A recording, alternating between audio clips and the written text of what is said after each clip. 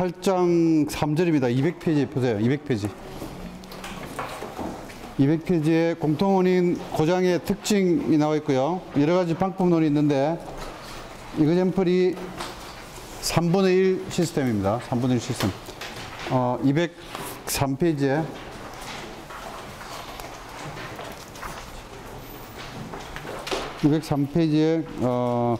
노드 3개짜리 예저계통이 있죠.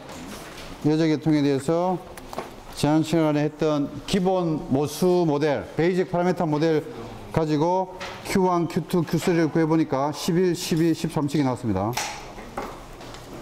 이 자세하게 Q1, Q2, Q3가 어떻게 유도되는지를 설명했고, 최근 압축해서 나왔기 때문에 잘 이해하기가 힘듭니다. 책만 보면. 그래서 알파 벡터 모델이 8의 10식으로 표현되는데, 오늘 배울 내용이 알파 벡터 모델이 되겠습니다. 자, 지금 제일 많이 사용되고 있는 모델인데, 우리가 이전 시간에 했던 모델이 두 가지였죠. 하나는 베타 벡터 모델이었고, 두 번째는 멀티플 그리크레터 모델이죠. MGL 모델이라고 합니다. 그래서 초창기 PRA, PSA는 베타 벡터 모델을 쓰다가 최근이나 해봤자 그 전 제너레이션, 지금 우리 23개 후기에 대해서 PSA 레벨 1 다 수행했는데, 그때 썼던 모델이 MGL 모델이고요. 그 다음에 지금 APR 1400이나 새로 하는 로우 파워 셧다운 모델, 새로 수행되는 신규 원전의 PSA는 알파 벡터 모델을 씁니다. 오늘 배우는 모델을 씁니다. 알파 벡터 모델. 자, 지난 시간에 했던 거 잠깐 한번 복습하고 알파 벡터 모델로 들어가겠습니다. 베이직 파라미터 모델은 베이직 파라미터가 Q1, Q2, Q3예요. Q1, Q2, Q3인데 Q1, Q2, Q3가 뭐냐 하니까 컴포넌트 하나가 그 특정 스페시픽 컴포넌트를 포함하는 고장 사건의 확률이 Q1이에요. Q2는 컴포넌트 2번이 수반되는 고장 1번, 2번, 3번.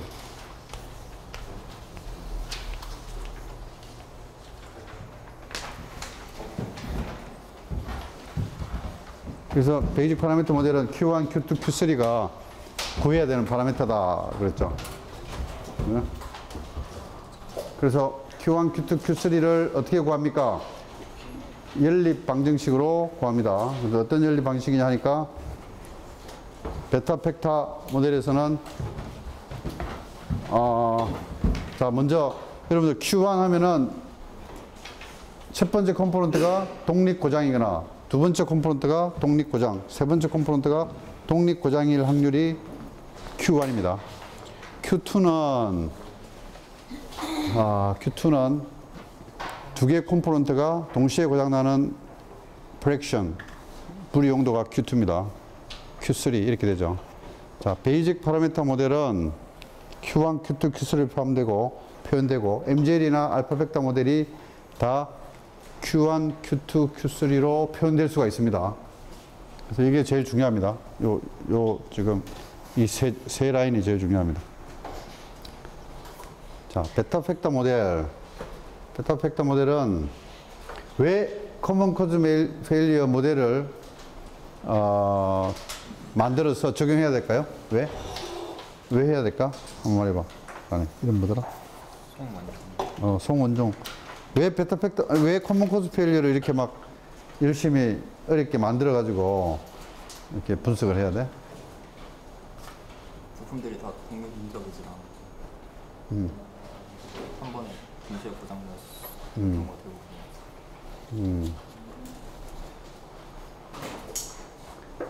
그렇죠. 그냥 독립이라고 생각했는 그 경우에 고장률하고 커먼 코즈 페일리어를 고려했을 때 고장률하고 거의 100배에서 1000배 정도 차이 납니다. 간단한 그 투 컴포넌트 문제만 갖고 풀어도. 커먼 CCF가 있느냐 없느냐에 따라 가지고 값이 엄청나게 차이 나요. 그 CCF라는 게 당연히 있죠. 우리 뭐 전구 예를 들었지만 전구가 고장나는 것은 두 가지입니다. 하나는 이 디맨드가 갔을 때 스위치를 눌렀을 때 작동이 안 되는 디맨드 페일리어가 있고, 작동이 됐는데 잘 사용이 되고 있다가 꺼지는 랜덤 페일리어가 있죠. 두 종류가 있습니다. 근데 랜덤 페일리어도 그냥 독자적으로 고장 나가지고 수명이 다 돼가지고 고장나는, 동시에 우연히 고장나는 경우도 있겠지만 공통 원인에 의해 가지고 동시에 고장날 수도 있죠. 지금 공부하는 것은 공통 원인에 의해 가지고 고장나는 메소돌로지를 어떤 방법을 적용하냐에 따라 가지고 값이 달라집니다. 그래서 CDF나 컨테인먼트 파손 확률을 안전 목표하고 비교하게 되는데, 안전 목표보다도 더 값이 낮아야 건설허가, 운영허가를 줍니다. 규제기관에. 근데 값이 그보다 더 높으면 뭘 개선해야 되겠죠. 그렇죠? 근데 안전 목표 값을 밑에 하는지를 체크할 때 중요한 요소가 인간 오류 확률하고 이 커먼 코즈 페일리어의 분석 결과입니다. 그래서 메소돌로지를 뭘 쓰느냐에 따라 가지고 다르다고 그랬는데, 또 그 메소돌로지는 또 어디에 달리냐면 현장에서 얻는 데이터의 종류에 따라 결정됩니다. 현장에서 얻는 데이터가 알파 팩터 모델 쪽에 가까우면 알파 팩터 모델을 써야 되고요. 현장에 있는 데이터 가지고 베타든 알파든 또 뭐 샹 모델이든 그 파라미터를 찾는 게 간단치가 않습니다. 녹록하지가 않습니다. 그래서 현장 데이터를 잘 분석해야 돼. 네. 그래서 다음 시간에는 그 데이터 분석하는 방법을 할 텐데, 오늘은 어쨌든 5가지 커먼 코즈 페일리어 모델링 중에서 2가지 했고요. 3가지 했죠. 베이직 파라미터 모델, 베타 팩터 모델, 멀티플 그리크레터 모델 3가지 했고, 오늘은 알파 팩터 모델하고 샥 모델 2개 배우겠습니다. 자, 베타 팩터 모델은 공통 원인에 의해서 컴포넌트가 페일되면 시시하게 2개 당하는 거 없습니다. 몽졸이 다 나간다 하는 가정을 갖고 있기 때문에 이 모델이 보수적이에요. 너무 나쁜 쪽으로 나옵니다, 결과가. 근데 멀티플 그리크레터 모델은 일일이 다 고려한다고 그랬죠. 3개 중에 공통 원인으로 1번, 3번만 고장날 수도 있고, 또는 2번, 4번만 고장날 수도 있고, 1번, 2번 고장날 수 있는 경우를 나눠주는 게 MGL 모델입니다. 그래서 여기서는 2개 이상 고장나는 분율이 베타고, 그 다음에 2개 이상 고장나는 것 중에서 3개 고장나는 것이 감마. 그죠? 4개면은 어떻게 정의할지를 알아야 됩니다. 컴포넌트가 3개가 아니고 4개면 이제 델타가 하나 더 추가됩니다. 그럼 델타를 어떻게 정의해야 되는지를 여러분들이 응용할 수 있어야 되겠다. 자, 이렇게 식이 나오면은, 식이 3개 나오면 미지수가 3개고 식이 3개면 연립방정식 풀 수 있죠. 그죠? 그래서 여기서 1, 2, 3식을 Q1, Q2, Q3를 뽑아낼 수 있어요. 좀 뭐 시간은 좀 걸려도 그 Q1, Q2, Q3를 뽑아내 가지고 베이직 파라미터 모델에 대입하면 이 결과가 얻어집니다. 이 결과가 Q1이 1- 베타 QT고, Q2가 2분의 1 베타 1- 감마 QT고, Q3가 베타 감마 QT인데, 베이직 파라미터 모델은 3분의 2를 예를 들었는데요. 3분의 1은 어떻게 될까요? 3분의 2는 미니멀 컷셋이 몇 개예요? 7개죠. 여기 3개, 3개 1개니까. 그죠? 3Q1 제곱, 3Q2, 1성 플러스 Q3. 그래서 최소 단절군 미니멀 컷셋 수를 세알려가지고 개수수의 합하고 같아야 됩니다. 그래서 Q1, Q2, Q3를 대입하면 멀티플 그리크 레터의 커먼 코즈 페일리어를 고려한 불 이용도가 다음과 같이 구해집니다. 그죠? 이게 일반적인 폼이고, 일반적인 식이고요. 감마를 1로 두면 가운데 텀이 없어지고 꼭 베타 팩터 모델하고 같아지죠. 그죠? 감마 1이라는 게 무슨 의미입니까? 두 개 이상 공통 원인 고장 일어나는 것. 이 감마 1이라는 뜻은 뭐하고 같아야 돼요? Q3하고 Q2가 0이라야 되죠. 그죠? 이게 0이라야 같아지죠. Q2가 0이라는 뜻은 세 개 중에 두 개만 고장이 일어나는 경우는 없다 하는 게 베타 벡터 모델이다. 그래서 MGL 모델의 그 아주 특별한 형태가 베타 벡터 모델이다. 이게 지난 시간에 공부한 내용이 되겠습니다. 자, 알파 벡터 모델은 그전에는 컴포넌트 하나를 봤습니다. 스페시픽 컴포넌트를 가지고 요놈이 고장나는 게 지 혼자 고장나는 것, 옆에 있는 거가 고장나는 것, 저 멀리 떨어져 있는 거가 고장나는 것, 동시에 다 고장나는 것 이렇게 했는데 지금은 이제 계통을 봅니다. 계통을. 저 3트레인의 계통을 보는데 계통에 물론 컴포넌트 하나 고장나는 것은 Q1, EQ2, 다 Q3죠. 근데 전체 계통이 고장나는 것은 보세요. Q 하나 고장나는 것은 요 세 개고 두 개 고장나는 것은 1, 2, 2, 3, 1, 3 또 세 개죠. 세 개 고장나는 것은 하나죠. 그래서 개수가 이제 3, 3, 1입니다. 3, 3, 1이 전체 고장나는 모드고 그 중에서 하나 고장나는 콤비네이션이 세 종류죠. 분율이 알파1입니다. 알파1. 알파2는 두 개 고장나는 요거 두 번째 요소가 이고요. 알파3는 세 번째 요소 Q3가 됩니다. 3Q3 아닙니다. 1Q3입니다. 그죠? 그래서 여기도 똑같이 Q1, Q2, Q3를 식 3개로부터 연립 방정식 여러분 해보세요. 여기서 안 합니다. 연립 방정식을 할 수 있으니까. 넣고 빼고 곱해가지고 1식, 2식에 어떤 수를 곱하고 1식에 2식에 어떤 수를 곱해가지고 항을 줄이죠. 항을 줄여가지고 미지수를 찾아내면 Q1, Q2, Q3가 요 세 식으로 표현됩니다. 세 식으로. 요 놈을 아까 베이직 파라미터 모델에 대입하면 이 식이 됩니다. 식이 좀 복잡하죠. 하나, 둘, 세 개 항. 그죠? 3 알파1 알파 t의 제곱 qt 제곱 더하기 3 알파 t의 qt 더하기 3 알파 3 알파 t의 qt가 되겠습니다. 됐죠? 그래서 그냥 이게 공통원인 고장이 없으면 어떻게 하라고 그랬습니까? reliability 1, reliability 2, reliability 3를 구해가지고 전체 시스템의 reliability는 1-1-R1, 1-R2, 1-R3 이렇게 하면 간단하죠. 시스템 고장 확률은 FCS는 1-RCS예요. 그래서 넘어가면 그냥 1-R1, 1-R2, 1-R3 이게 3분의 1 시스템이죠. 3분의 1 시스템입니다. 3분의 1 시스템은 달라지겠죠. 이렇게 했는데 이거는 각 컴포넌트가 공통원인 고장을 고려 안 할 때입니다. 네. 이럴 때는 아주 특별한 경우죠. 특별한 경우고 실제 발전소는 공통원인 고장이 많이 일어난다. 이런 것을 기억하기 바랍니다. 네. 질문 있습니까? 우리 교과서에 이그젠플이 나옵니다. 여러 가지 뭐 5분의 4 시스템, 5분의 3 시스템, 4분의 2 시스템 이그젠플들이 나오는데 방법론 자체는 간단합니다. 뭐라고요? 좋은 질문입니다. QT를 왜 잡아주는지죠? QT를. 네. QT라는 게 뭡니까, 여기에? 한 컴포넌트가 고장 날 수 있는 불이용도죠. 불이용도는 확률은 아닙니다. 프랙션입니다. 한 컴포넌트가 가질 수 있는 토탈 페일리어 프랙션인데 이것이 반복해서 나오는 거예요. 반복해서.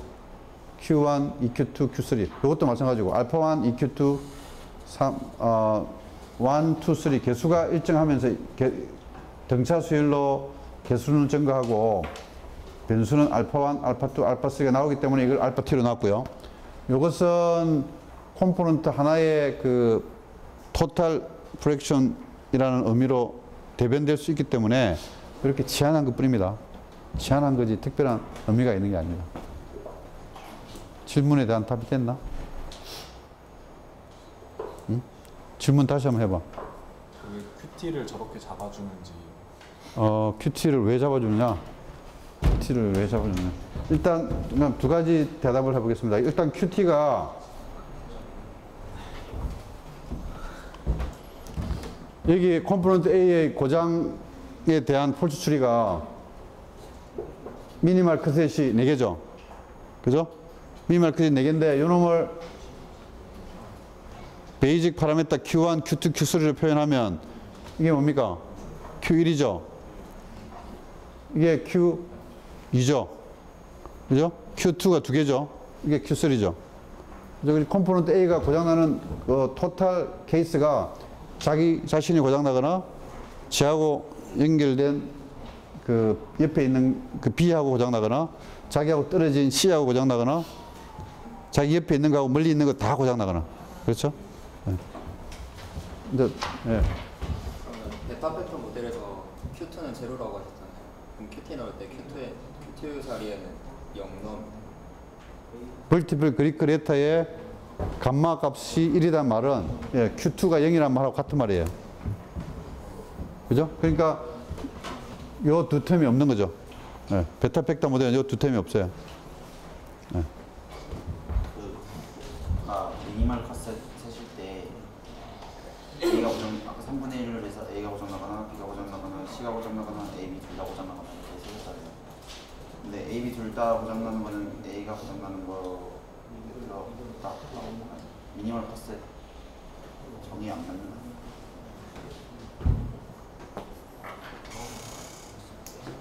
네 질문이 좀 잘못된 것 같은데. 미니멀 컷셋이 최소 단절 되는 건데 미니멀 컷셋이 공통원인 고장 고려 안 하면 요 3개지. 공통원인 고장을 고려 안 했을 때.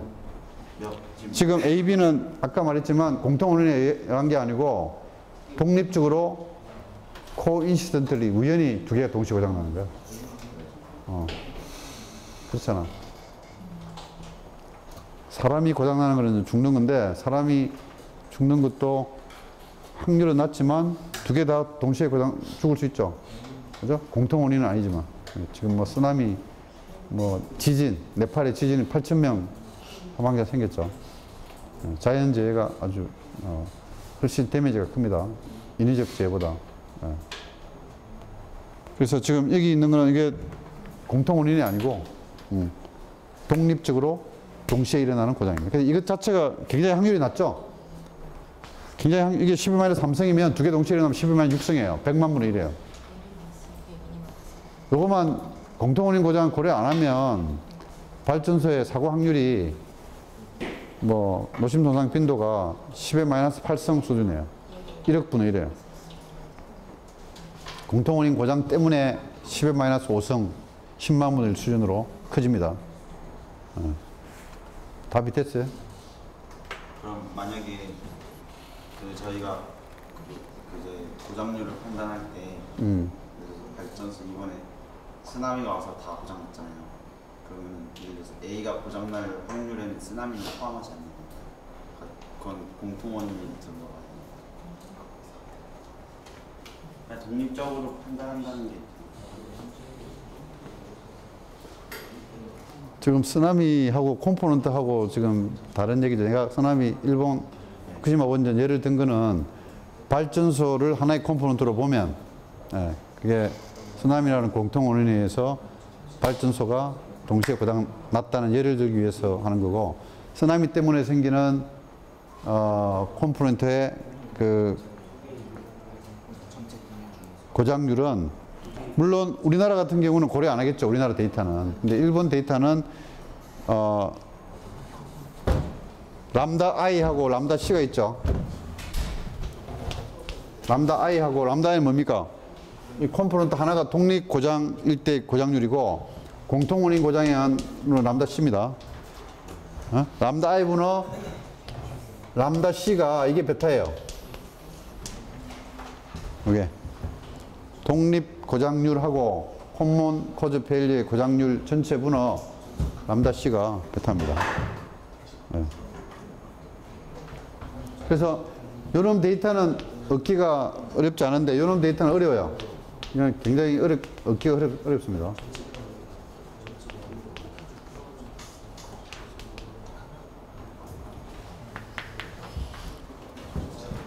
그래서 보통 베타를 0.1로 잡으면 많이 잡아요. 0.1에서 0.01 사이를 잡으면 웨이팅을 줘가지고 웨이팅을 0.8 하면은 0.1에 80%, 0.01에 20% 웨이팅 값을 가지고 조정해 갑니다. 근데 0.1 정도 주면 굉장히 큰 거예요. 컴포넌트 1번이 고장나는 것 이유가 90%는 독립고장이고 10%는 공통원인 고장이라고 놓는 거예요. 0.1을 넘어가지는 않습니다. 보통. 또 질문 있습니까? 오늘 질문 많이 하네. 응? 질문. 자, 오늘 샥 모델로 넘어가겠습니다. 그래서 이런 식이 나오면 뭐 이게 파이가 나오고 뭐 이런 가로가 나오면 조금 부담스럽죠. 네. 이때는 숫자를 대입해서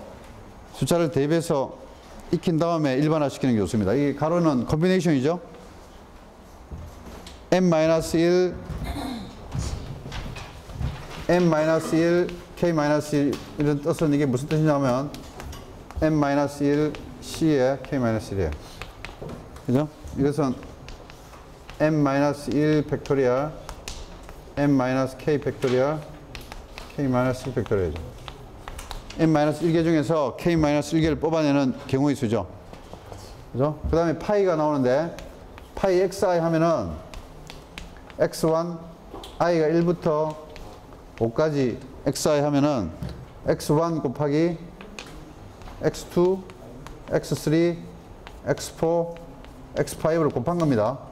시그마 하면은 더하는 거고요. xi 하면은 x1, x5를 더하는 거고 시그마 대신에 파이 하면은 곱하는 거예요. 곱하는 거. 그래서 structure 펑션이 이렇게 됐죠. 여기서 요거는 외워야 됩니다. structure 펑션 공식입니다. xt는 1-파이, 1-mj 이거는 공식이에요. 미니멀 컷셋이 가지고 있는 공식입니다. 근데 xt의 t는 뭐냐면 탑이라는 약자입니다. 머리 사건 할 때 탑이고 x는 베르누이 랜덤 베리어블이라고 그랬죠. 0과 1만 갖는 값입니다. 0 또는 1. 0은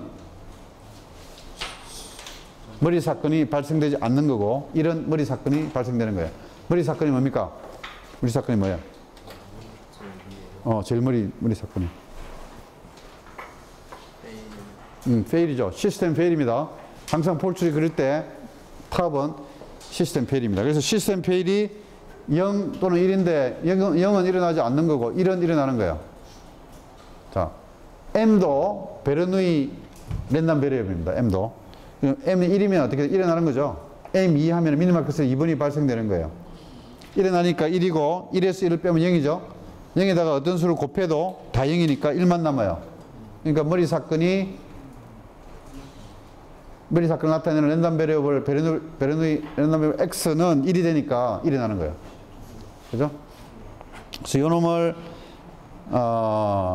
요놈을 불리한 대수로 표현된 식이다 이렇게 합니다. 머리 사건에 대해서 불대수로 표현된 식이라고 합니다. 스트럭처 펑션을 만드는 식이 되는데 나중에 스트럭처 펑션은 나중에 하고요. 질문 있습니까?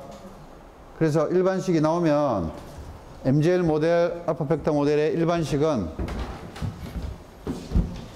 이렇게 되는데 알고 있으면 됩니다. 대입만 하면 돼요. 자, 3분의 2 시스템. 지난 시간에 예를 들었던 건데 한 번 더 보면 비상발전기 세대 중에 하나가 30kVA를 생산하면 발전소는 적어도 60kVA가 필요하다고 그랬죠. 그럴 경우에 3분의 2 시스템은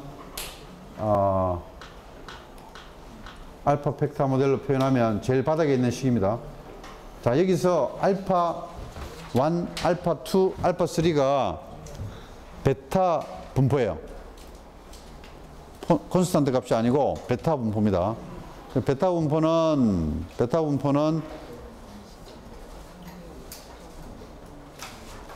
베이지안으로 업데이트 시킬 수 있는데 현장에서 계속 데이터를 만들죠. 우리 고리 같은 경우는 지금 거의 40년 사용해가죠.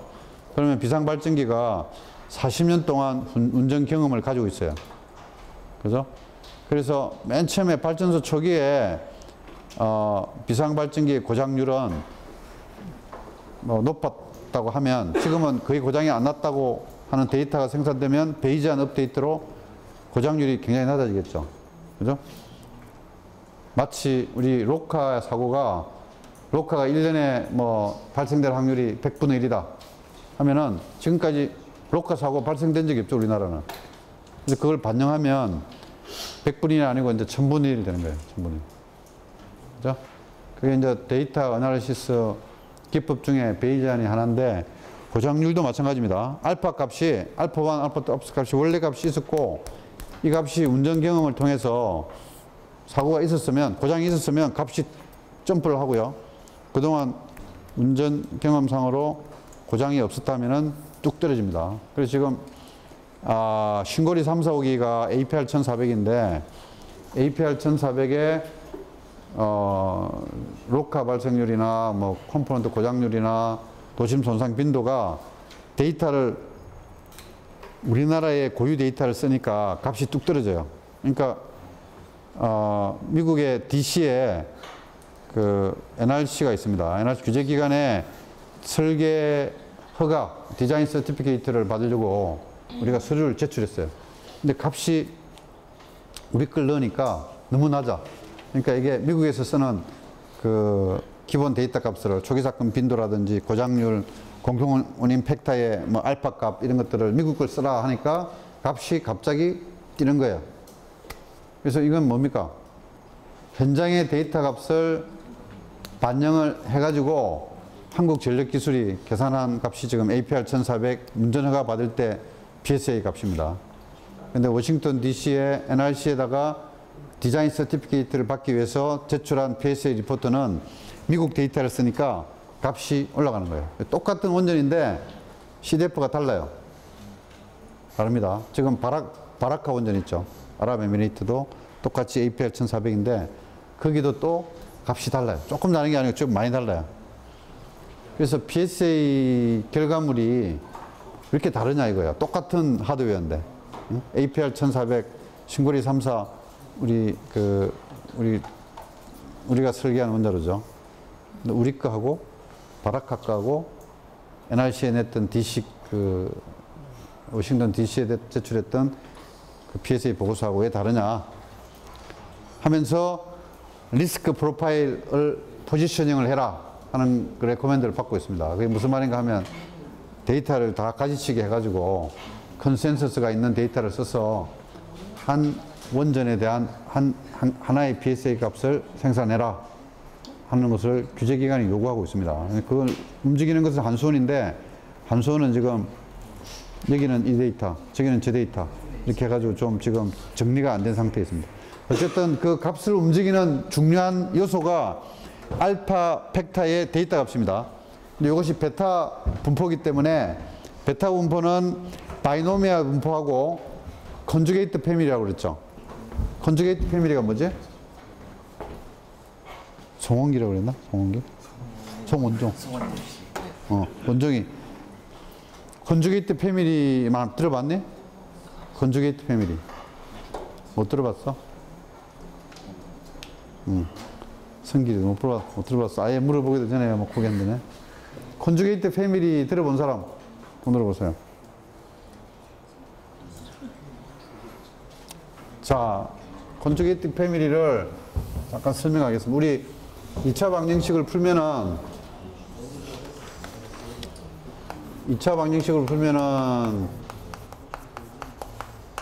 x가 2a분의 어떻게 돼요? 이거? 마이너스 b 플러스 마이너스 부터 b제곱 마이너스.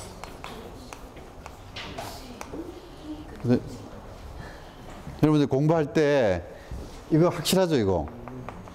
이거 확실하죠? 이거 뭐 모델 같은 거 배울 때 물리도 마찬가지고 화학도 마찬가지고 핵물리도 마찬가지입니다.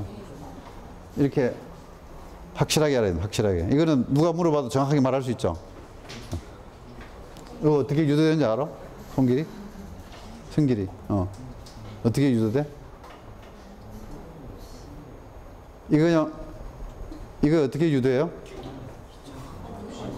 완전 제곱해서 풀죠? 이거 확실하게 여러분들이 이해하고 답을 낼 수 있어요. 그죠? 그래서 공부하는 하나의 모델입니다. 목표가 이 정도까지 확실하게 이해하고 그 다음 넘어가야 돼. 어렴풋하게 알면 또 해야 돼. 시간 더 많이 걸려. 자, 여기서 보면 플러스 마이너스가 있죠. 그래서 이 루트 속의 값이 음수면 b제곱 마이너스 4ac가 음수면 이 근이 헛수가 되죠. 그죠? 근데 헛수가 예를 들면 x가 p 플러스 마이너스 qi가 되죠. 이걸 뭐라고 그럽니까? 공액복소수라고 그러죠. 공액복소수. 예. 똑같습니다. 공액이라는 게 컨주게이트라는 뜻인데 컨주게이트 패밀리라는 게 뭐냐 하니까 여러분 베이지안에서 프라이어 분포가 있는데 프라이어 분포가 있습니다. 이게 새로운 데이터가 새로운 에비던스 새로운 데이터 혹은 라이클리후드 추가되면 이거는 뭐 바이노미알이 될 수도 있고 새로운 분포가 나옵니다. 그죠? 이게 포스티리어죠. 포스티리어. 근데 아까 내가 알파 벡터의 알파 값이 이게 베타 분포라고 그랬습니다. 베타 디스트리뷰션. 베타 디스트리뷰션이면 에비던스가 어떤 분포냐에 따라 가지고 재수가 좋으면 운이 좋으면 이 결과도 베타 분포가 돼요. 그죠?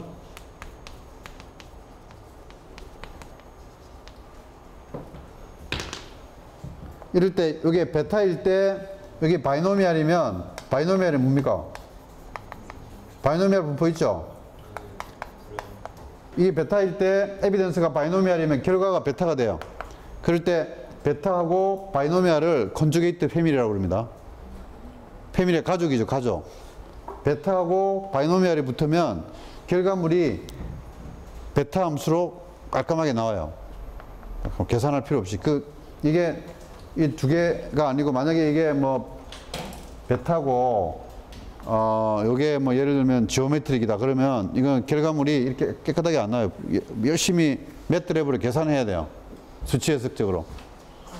근데 어널리틱하게 깔끔하게 계산될 수 있는 이 패밀리가 몇 개 있는데 그 중에 하나가 베타하고 바이노미알이에요.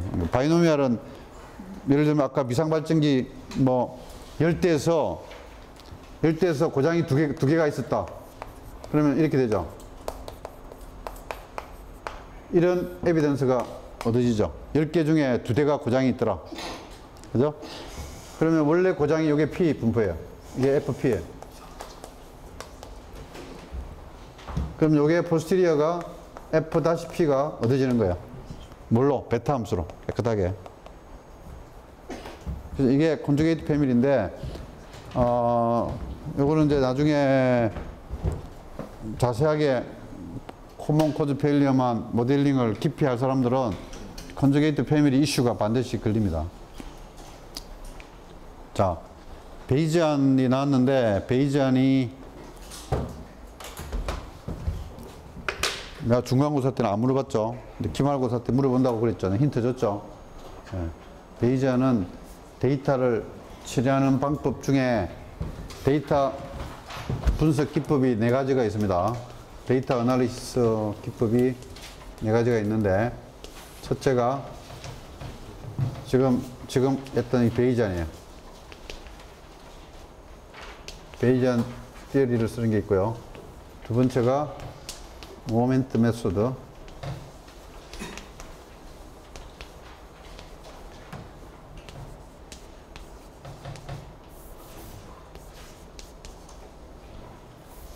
커브 피팅 메소드가 있고,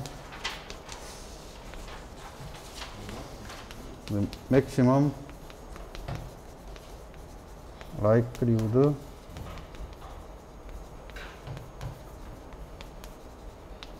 메소드가 있습니다. 우리가 지금 설명한 것은 데이터 기법 중에 첫 번째 것만 설명했습니다. 모멘트 메소드, 커브 피팅 메소드, MLE, Maximum Likelihood Estimate.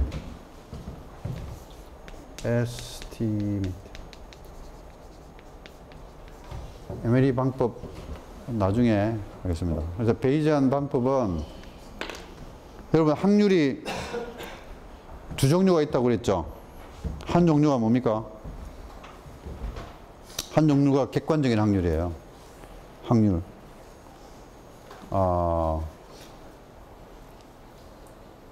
주사위를 10,000번을 던지면 1의 눈이 몇 번 정도 나올까요? 이거는 객관적인 확률입니다. 왜냐하면 주사위 6개 면이 동일하기 때문에 6분의 1 곱하기 만 해가지고 6분의 10,000번, 6분의 10,000번이 나옵니다. 6분의 10,000번. 1의 눈이 평균. 이거는 10,000번을 던졌더니 1의 눈이 나오는 확률이 6분의 1이다. 이거는 객관적인 확률입니다. 통계적인 확률이고. 또 다른 하나의 확률은 무슨 확률이죠? 그게 주관적인 확률입니다. 주관적인 확률. 그죠? 여러분들이, 이제, CEO예요, CEO. CEO인데, 내년에 지금 큰 돈을 투자해가지고 성공할 확률.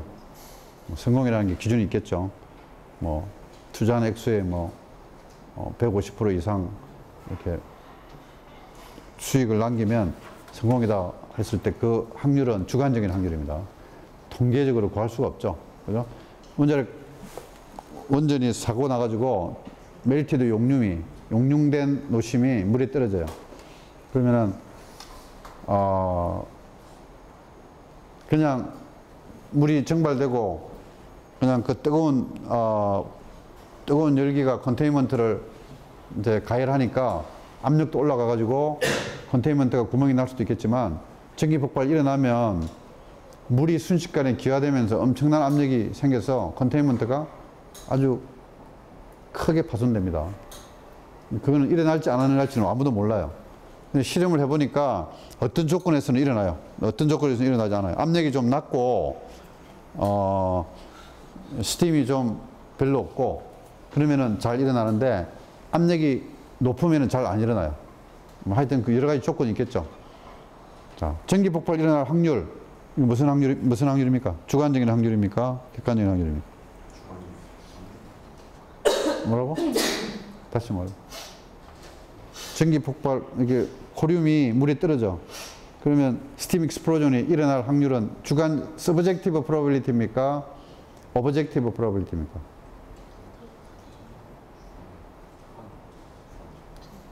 서브젝티브입니다. 서브젝티브. 오브젝티브입니다. 왜냐하면 실험 조건도 다 다르고 또 뭐 일어날지 안 일어날지 아무도 몰라요. 여러분들 그 발전소가 문제가 생기면 물을 집어넣어야 되는데 물이 안 들어가면 오퍼레이터가 PORB를 열어가지고 물을 빼내고 압력을 떨어뜨린 다음에 물을 집어넣습니다. 이걸 feed and bleed operation이라고 그래요. feed는 빼는 거고 집어넣는 거고 feed는 bleed는 흘리는 거예요. 우리 피를 흘리는 게 bleed죠. blood는 피고 bleed는 피를 흘리답니다. 네? feed and bleed operation이 굉장히 중요한 원전의 오퍼레이션 중에 하나인데 그 스트레스 받는 상황에서 feed and bleed operation을 수행할 확률 이게 객관적입니까? 주관적입니까? 주관적입니다. 이걸 어떻게 객관적으로 정량하겠어요? 주사위처럼. 네? 그래서 인간 오류의 평가값이 노심 손상 빈도나 그 다음에 컨테인먼트 파손 확률에 큰 영향을 미칩니다. 인간 오류 안 들어간 미니멀 커셋이 뭐 한 5, 60%밖에 안 돼요. 한 40%는 인간 오류 행위가 들어가 있는 미니멀 커셋이에요. 미니멀 커셋이 한 6만 개 나옵니다. 발전소에. 발전소를 사고로 인도하는 시나리오가 6만 개 정도 있어요.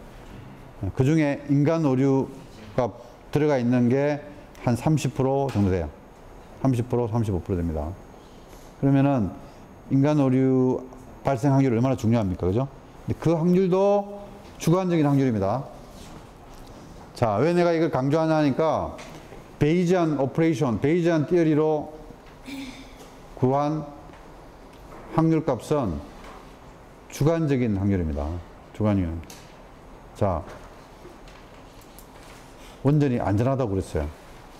안전하다고 그랬는데 4년 전에 후쿠시마에서 다수소기가 동시에 사고 나니까 국민들은 혹은 세계인들은 발전소가 위험하다고 생각하죠. 그죠? 바뀌죠. 왜 그렇습니까? 원래 안전하다고 생각했는데 새로운 에비던스가 들어갔습니다. 그래서 발전소의 노심 손상 빈도가 커진 거예요. 왜?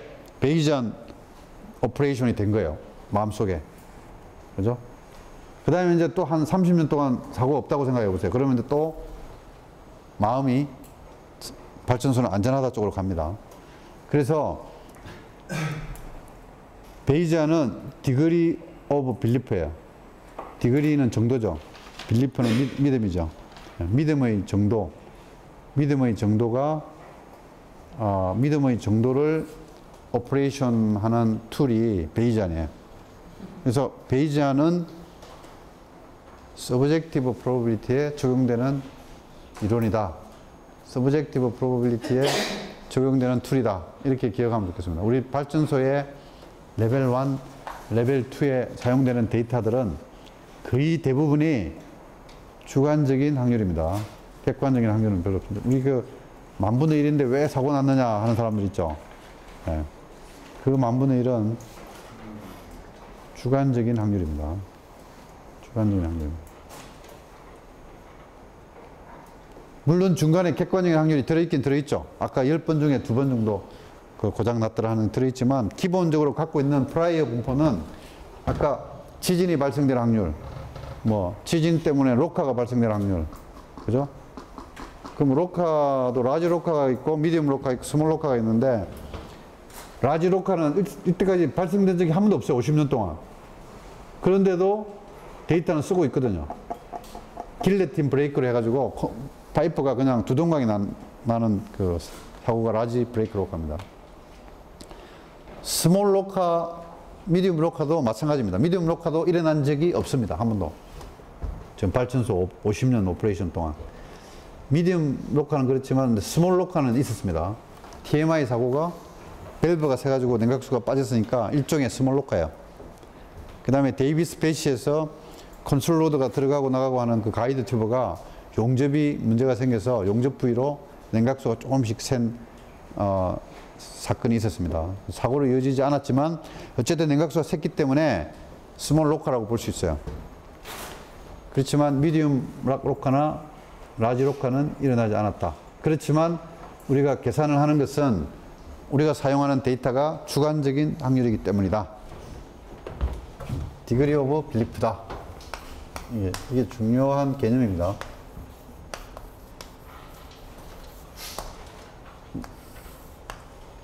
그게 뭐 주관적인 확률이 그게 확률이냐? 확률은 이렇게 주사위 같이 굴려서 수학적으로 얻는 게 확률이다. 그렇게 주장하는 학파가 있었고요. 또 다른 학파에서는 이 세상에서 일어나는 확률이 다 주관적인 디그리 오브 빌리프지 어떻게 주사위 같은 것도 어떻게 똑같이 6개 면이 똑같이 만들어질 수 있느냐 조금씩은 다르다. 그러니까 그것도 주관적인 확률이고 객관적인 확률 같지만 다 주관적인 확률 카테고리 안에 든다. 이렇게 주장하는 학파가 있었습니다. 어쨌든 우리 실내성 공학이나 PSA에서 사용되는 확률은 대부분이 주관적인 확률이다 하는 이야기를 하려고 서론이 길었습니다. 자, 그 다음에 샥 모델로 가겠습니다. 여기는 베이직 파라메터 모델의 Q1, Q2, Q3를 바이노미얼로 합니다. BFR이라고 하는데요. 바이노미얼 페일리어 레이트 모델, BFR 모델입니다. 여기는 파라메터가 4개입니다. QI, 뮤, P, 오메가. 자, 이건 샥이 충격이죠. 충격 모델인데 충격이 아주 그냥 그 네팔 지진을 보면은 2번 왔죠.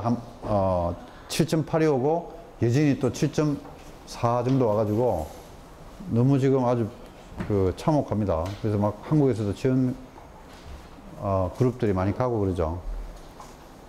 근데 그 샥이 네팔 수도 근처에서 지각 가까운 데서 생겨가지고 충격이 굉장히 큽니다. 자, 샥이 치명적일 수도 있고 그냥 오고 말 수도 있죠. 우리나라도 5 이하짜리는 많이 일어나고 있습니다. 우리나라도. 근데 와도 뭐 크게 영향을 안 주죠. 그게 난 샥이에요. 난 레이탈 샥이 미국 우리나라에서 오는 지진이라고 생각하면 되고요. 그 다음에 오메가는 이번에 네팔에서 온 그 크기의 그 샥의 빈도라고 생각하면 됩니다. 자, 빈도가 뮤도 크고 오메가도 적지가 않습니다. 근데 뮤가 훨씬 크죠. 뮤는 나는 레이탈 샥이 발생될 빈도입니다. 근데 뮤가 왔을 때 Q1은 컴포넌트 하나가 고장 나거나 또는 세 개 중에 샥 때문에 하나만 고장 나는 겁니다. 하나. 뮤 곱하기 P고 나머지 두 개는 고장 안 나죠. 1-P 제곱입니다. Q2는 난 레이탈 샥이 발생됐는데 두 개만 고장 나고 세 번째는 고장이 안 났습니다. 그러니까 난 레이탈 샥이 일어나도 몽졸이 다 고장을 일으키는 샥은 뮤가 아닙니다. 몽졸이 다 고장을 일으키는 샥의 빈도는 오메가입니다. 오메가 하면은 곱하기 P3는 오메가가 일어나면 무조건 곱하기 1이죠. 그죠? 근데 뮤가 난 레이탈 샥이 일어나지만 가벼운 충격이지만 컴포넌트 3개가 고장 날 수도 있으니까 Q3는 뮤 P3 더하기 오메가입니다. 예. 그래서 난 레이탈 샥은 발생되면 하나가 고장 날 수 있고 두 개 고장 날 수 있고 또 확률은 낮지만 3개가 고장 날 수도 있습니다. 그런데 오메가가 일어나면 하나, 두 개가 일어나지 않고요. 베타 팩타 모델처럼 3개 다 고장 납니다. 그래서 곱하기 1이 생략됐기 때문에 Q3가 오메가만 표현되어 있습니다. 뮤P3 더하기 오메가. Q2는 뮤P 제곱 다 곱하기 1-P고 Q1은 뮤P 곱하기 1-P인데 자기 스스로 인디펜던트하게 고장나는 것을 더해야죠. 오하죠. 오하. 그죠? 그래서 Q1, Q2, Q3를 베이직 파라메타 모델에 대입하니까 또 동일하게 이렇게 얻어집니다. 그죠? 이 파라메타가 많죠? 샥 모델은 파라메타가 많죠? 그래서 잘 안 써요. 구해야 되는 파라메타가 너무 많으니까 샥 모델, BFR 모델을 잘 안 쓰고 제일 많이 쓰는 게 뭐라고요? 알파 팩타 모델을 많이 쓴다. 이건 집에 가서 한번 해보세요. 집에 가서. 이게 이그젠플입니다. 비상발전기가 있는데 제일 쉬운 모델이 베타 팩타 모델이죠. 베타 팩타 모델로 구하는데 베타 값을 구해봐라는 거예요. 베타 값을. 아까 베타가 뭡니까? 람다 I 더하기 람다 C분의 람다 C가 베타라고 그랬죠. 베타의 분포를 구해보랍니다. 데이터는 이런 5개 데이터가 있습니다. 5개 데이터가. 첫 번째는 그 컴포넌트의 고장 수가 168번이 있었어요. 컴포넌트가 뭐냐면 지금 비상발전기를 하나의 컴포넌트로 본 겁니다. 비상발전기가 168개가 고장난 적이 있었습니다. 이때까지 운전하는 동안. 그 다음에 공통 원인 고장 때문에 생긴 것이 4번 있었어요. 4번. Number of CCF가 4번. 그 다음에 공통 원인인지 아닌지 잘 분간이 잘 안 돼요. 근데 그게 포텐셜 CCF가 8번. 8번입니다.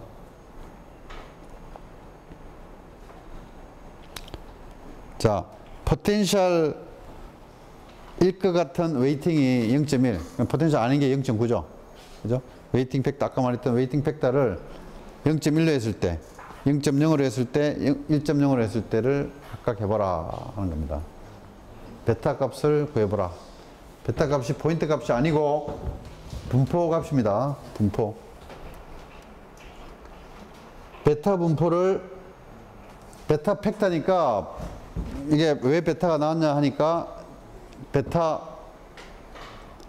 분포를 쓰기 때문에 베타 팩터 모델을 붙였습니다. 네?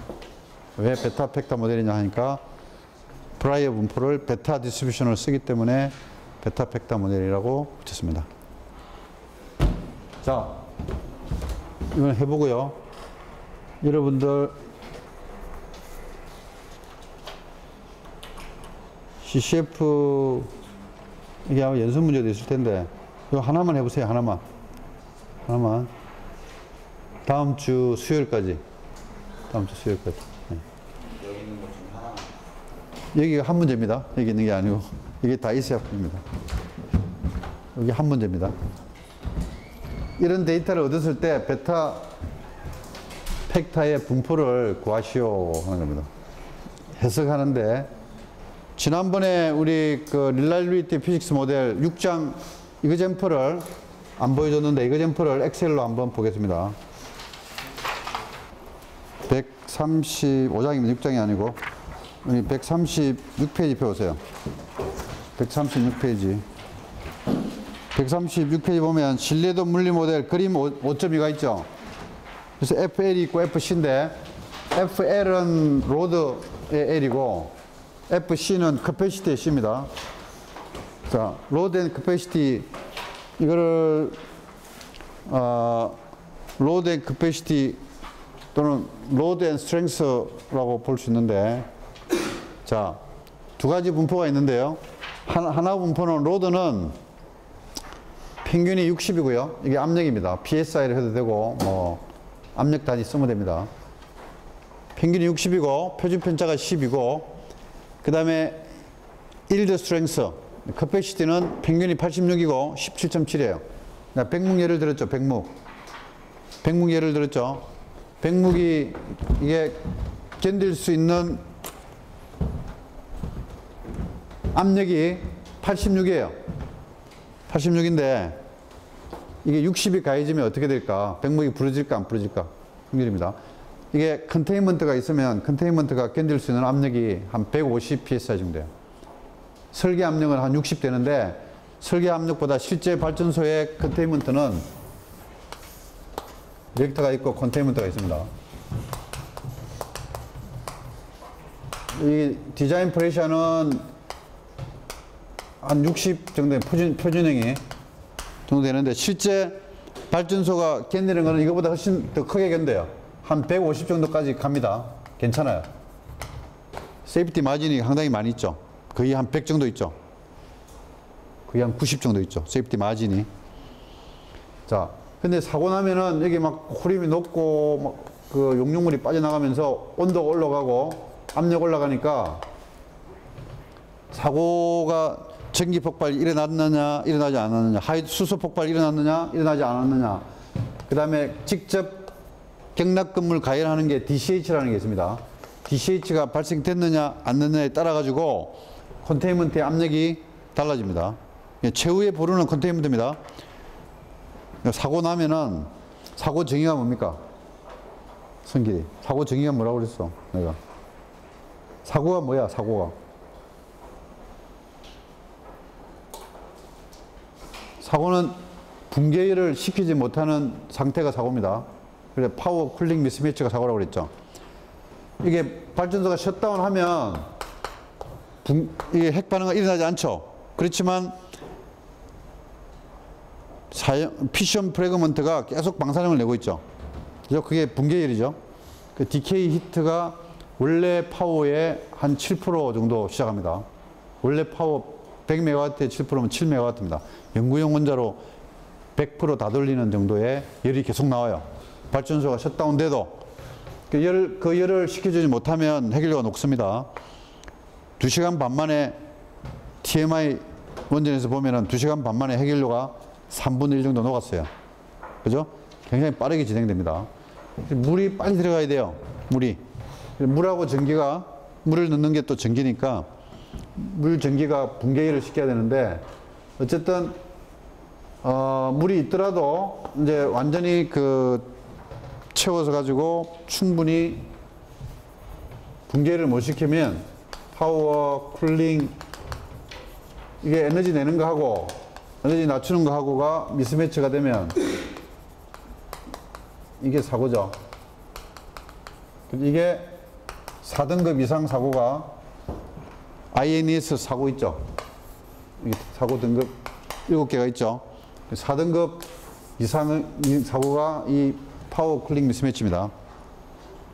그래서 하여튼 원전은 결국은 요 해결료를 싸고 있는 클레딩 있죠. 피복관. 피복간 1200도 넘으면 안 됩니다. 이게 DBA 설계 기준에 들어 있습니다. 근데 피복간 온도가 1200도가 무슨 일이 있어도 넘어가면 안 돼요. 그게 설계 기준 조건입니다. 설계할 때 고려하는 조건입니다. 그런데 혹시 클래딩이 1200도가 넘더라도 컨테인먼트가 견뎌야 되죠. 이게 두 번째 조건입니다. 그러니까 사고 관리라고 하는 것은 키 포인트가 클래딩을 보존하는 거. 이게 스트레티지 넘버 원이고, 왜냐하면 클래딩이 핵연료 물질을 싸고 있죠. 그죠? 클래딩이 싸고 있는 게 뭡니까? UO2죠. 근데 왜 UO2입니까? 우라늄 그냥 우라늄으로 하면 바로 효율도 좋은데 왜 세라믹으로 만들어요? 이 방사성 물질이 바깥으로 못 빠져나가도록 우리 도자기처럼 핵연료를 도자기화 해가지고 피션 프로덕트가 바깥으로 못 빠져나가게 했습니다. 그게 1차 장벽인데 UO2가 지금 우리 그 파이로 프로세싱 핵연료 제치를 하려니까 이제 UO2가 장애물이라 O2를 제거해야 돼요.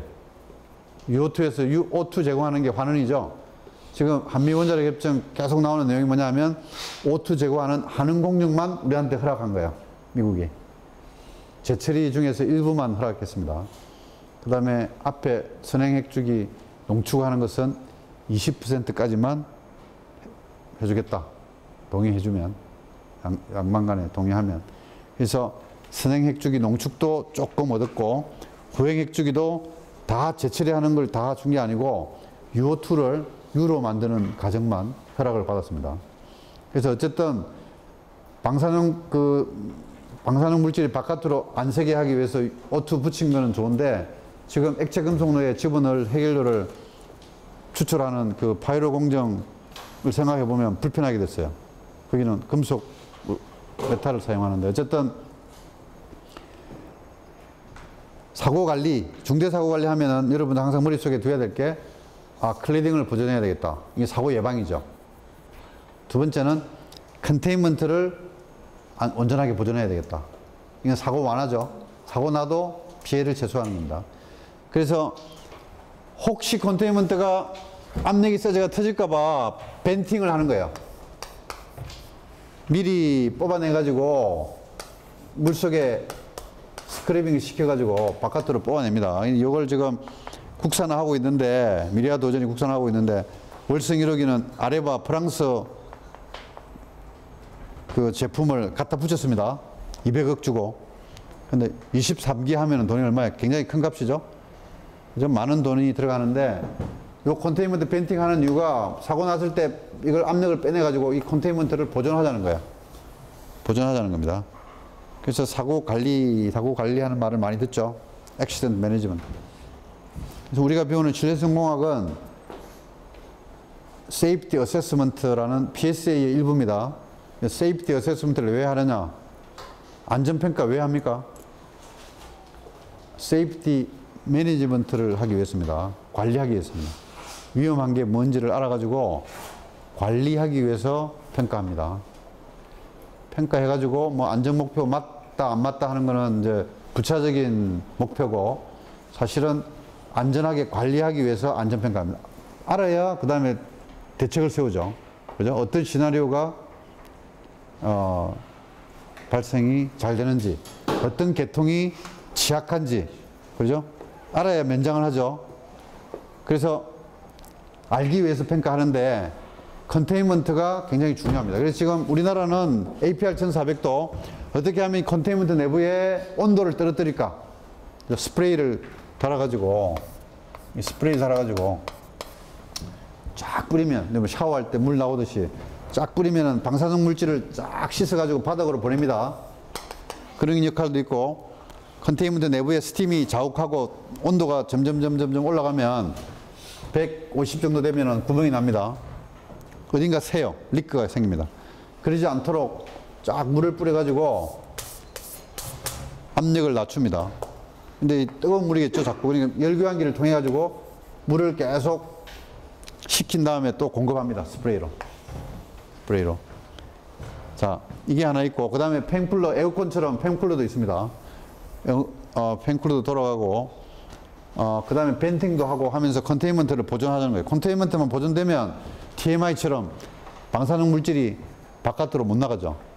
79년도 TMI 사고 났을 때 주민들 피해가 없었습니다. 왜? 컨테인먼트가 온전했기 때문에.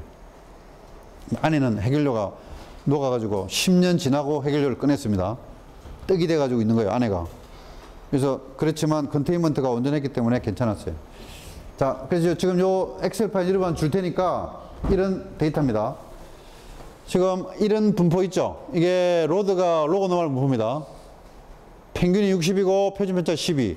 그 다음에 견디는 거는 86이고 17.7인데 이걸 랜덤 샘플링을 합니다. 이게 로드고 스트렝스인데 쫙 해가지고 1000개. 그 다음에 S 1000개 해가지고 이 값이 이 값보다 크면은 로드가 스트렝스보다 크면은 이게 부셔지죠? 그죠? 이거 적으면 안 푸십니다. 아무리 눌러도 안 푸십니다. 그래서 크게 했는 값이 몇 개냐 하는 거예요. 여기 계산해 보면 10,000개를 시도했는데 넘버 오브 페일리어가 100개 시도했구나. 이거는 12개 나왔어요. 그러니까 0.1이죠. 그죠? 이 개수를 보면은 그래서 프리퀀시를 보면 이런 분포를 하는 거를 엑셀로 간단하게 해볼 수 있습니다. 이게 로드 앤 커패시티, 다시 말하면 릴레비티 피직스 모델로 컨테인먼트가 파손될 확률, 클레딩도 마찬가지입니다. 클레딩도 파손될 확률, 또 무슨 그래파이트가 파손될 확률, 구조물의 파손 확률은 지금 이 방법으로 구합니다. 그래서 엑셀로도 가능하고 샘플 수를 늘리면 더 정확한 값을 얻을 수 있죠. 100개, 1000개, 10,000개 늘리면은 이거 자동으로 바뀝니다. 값을 주면 그래프가. 여러분들이 엑셀 잘 쓰는 사람은 랜덤 넘버, 랜드라는 것은 엑셀의 랜덤 넘버 함수죠. 그죠? 값을 집어넣으면 랜덤 넘버가 나오는데 그 넘버가 어디서 생산되냐 하니까 이 로고 노멀 분포. 이게 파라미터 2개니까 한 분포가 결정되죠. 파라미터 2개니까 스트렝스의 한 분포가 결정이 되죠. 그래서 두 분포가 있으면 두 분포에 겹치는 부분이 지금 이게 로드고요. 이게 평균이 100이 아니고 60하고 10이죠. 60하고 12. 그 다음에 86하고 18. 이게 86이고 이게 18입니다. 겹치는 부분 요 면적이죠. 요 면적을 구하는 방법이 엑셀로도 가능하다 하는 게 좀 되겠습니다. 오늘 여기까지 하고요. 질문 있습니까? 네.